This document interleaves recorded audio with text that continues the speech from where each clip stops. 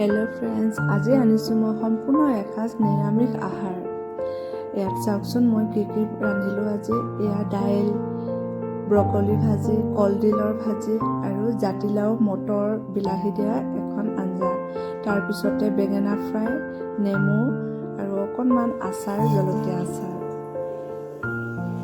প্ৰথমে মই মেথি কেইটামান দি লাওখিনি ভাজি লৈছোঁ।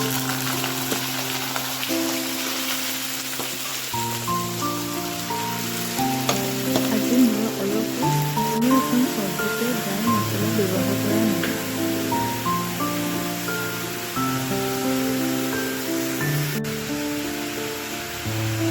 জাতিলাওখিনি অকণমান সিজাৰ পিছতে আদা নহৰু পেষ্টটো দি দিছোঁ। এনেকৈ যদি দিয়া হয় জাতিলাওৰ এটা ধুনীয়া চেণ্ট আছে। আদা নহৰুৱে টেষ্টটো আৰু ধুনীয়া কৰি তোলে। আনফালে মই কলডিলখিনি ভাজি লৈছোঁ। কলডিলতো মই অকণমান সিজাৰ পিছতহে আদা আৰু নহৰু দি দিওঁ আৰু এখিলা তেজপাত। আনফালে ব্ৰকলিখিনি বনাবৰ বাবে এয়া পিঁয়াজ দিছোঁ, আদা নহৰু দিছোঁ।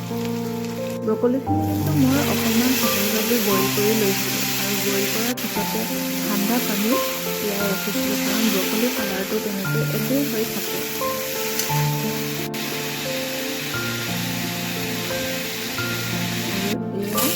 বেঙেনা ফ্ৰাই কৰি লৈছোঁ। এয়া ঘৰৰ বেঙেনা, বাৰীতে লাগি আছিল, তাৰে দুটা ছিঙি আনি বেঙেনাকেইটা ছিঙি ধুনীয়াকৈ ফ্ৰাই কৰি